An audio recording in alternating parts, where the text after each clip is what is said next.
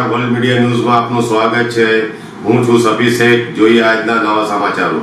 ભરૂચ શહેરના હૃદય સમાન લાલબજાર વિસ્તારમાં આવેલી મુસ્લિમ ચુનારવાડમાં મહોરમ પર્વ નિમિત્તે એક એવી અનોખી પરંપરા આજે પણ જીવન છે, જે માત્ર ધાર્મિક આસ્થા જ નહીં પરંતુ ભરૂચની ઐતિહાસિક અને સાંસ્કૃતિક ઓળખનું પણ પ્રતીક બની છે।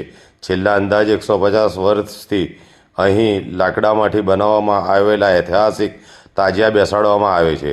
ખાસ વાત એ છે કે દર વર્ષ નવા તાજિયા બનાવવામાં આવતા નથી, પરંતુ પેઢી દર પેઢી એ જ લાકડાના તાજિયાની શ્રદ્ધાપૂર્વક સેવા અને સંભાળ રાખવામાં આવે છે। મહોરમના દિવસો નજીક આવતા જ ચુનારવાડ વિસ્તારમાં ધાર્મિક માહોલ છવાઈ જાય છે। અહીં બેસાડવામાં આવતા લાકડાના તાજિયા ભરૂચની એક આગવી ઓળખ બની ગયા છે। કહેવાય છે કે આ પરંપરા લગભગ 1.5 સદીથી વધુ સમયથી અવિરત ચાલી રહી છે। વર્ષો જૂના આ તાજિયાનો સ્થાનિક પરિવારો પોતાની અમૂલ્ય ધરોહર માની તેની જાળવણી કરે છે।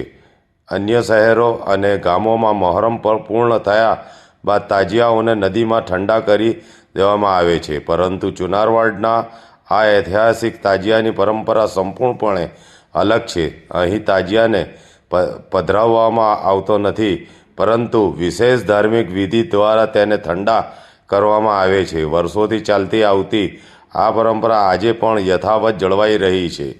મહોરમ દરમિયાન અહીં માત્ર ભરૂચ નહીં પરંતુ આસપાસના વિસ્તારોમાંથી પણ મોટી સંખ્યામાં લોકો ઉમટી પડે છે।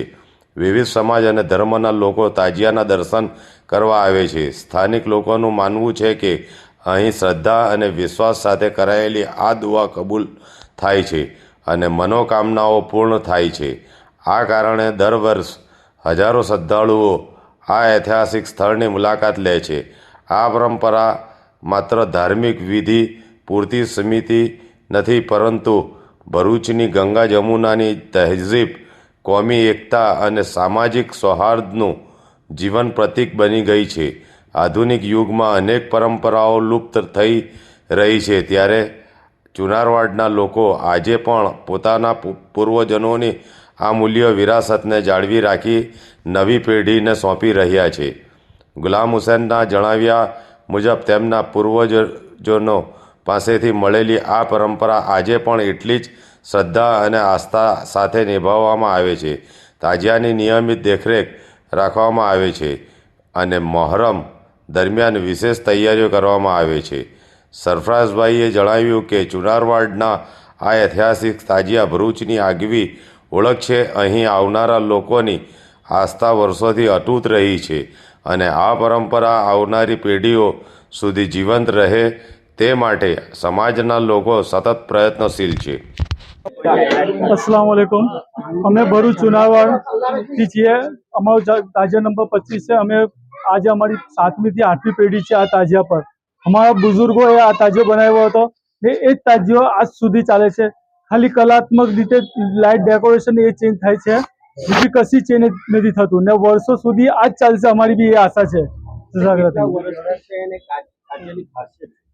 તાજિયાની ખાસિયત એ છે કે સ્પેશિયલ લાકડીથી બનાવેલી હતી ને વર્ષો 150 થી 200 વર્ષ થઈ ગયા ને હજુ સુધી એ લાકડાની અંદર ના ઉધઈ લાગી છે કે કશું ખરાબ થયું છે આ લાકડું।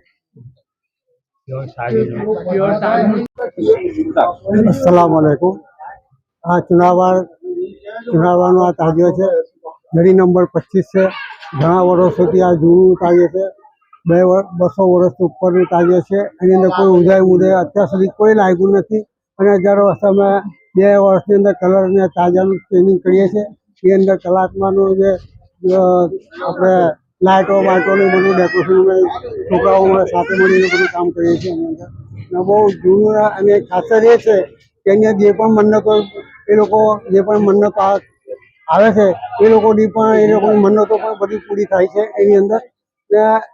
ઇમામ હુસૈન રજા તાલા એ લોકોની આખું એની યાદમાં બધું આ અમારા ઉત્સવ બધું ચાલે છે એની અંદર।